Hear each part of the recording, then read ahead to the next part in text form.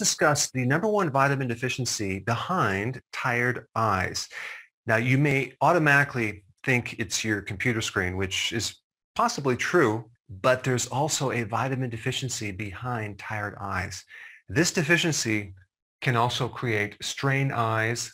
It could actually make your eyes sensitive to light. It can cause a burning feeling in your eyes, make your eyes very irritated, feeling like there's little sand particles in the eye when there's not. It can make your eyes water. Now, I had this problem when I was in my late 20s. I wish I would have known what it was because it was driving me crazy. It created a dryness in my eye, which then created cracking in my cornea, and I had all sorts of eye problems. But this deficiency can create bloodshot eyes and eventually cataracts. In fact, they treat corneal thinning with this nutrient. But what happens when you're deficient in this nutrient? The cornea, it's kind of like a protective shield on the surface of your eye, starts to become abnormal, specifically the blood vessels in that layer. Well, can you take a guess what this deficiency is? If you guessed vitamin B2, you are correct. If you're deficient in B2, you also may feel like your throat is sore or experience cracking in your lips, especially in the corners, and even a red tongue.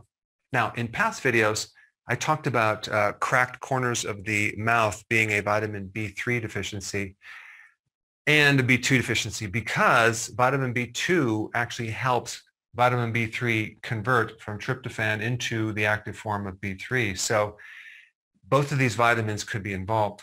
And also, vitamin B2 allows for the conversion of vitamin B6 from the inactive form to the active form. So if you know anything about vitamin B6 as well as B3, they're very, very important vitamins and they're dependent on vitamin B2. You can also experience like migraines or even headaches behind the eyes if you're deficient in B2. Well, where do you get B2? It's in liver and organ meats. It's in meat, eggs, and fish, and chicken, and milk products like cheese. It's also in green vegetables to a certain degree, but not as much as these products right here. You can also get it in nutritional yeast and even brewer's yeast. And some of your microbes actually make it. And the other question is, how do you become deficient? Well, if your microbes make B2 and you take antibiotics, that could be one reason. Another reason is you consume refined grains, which I lived on all the way up until I was probably, mid-20s, especially refined wheat. And this is why in certain countries they fortify grains, or at least refined grains, with some of these B vitamins, but of course they're synthetic.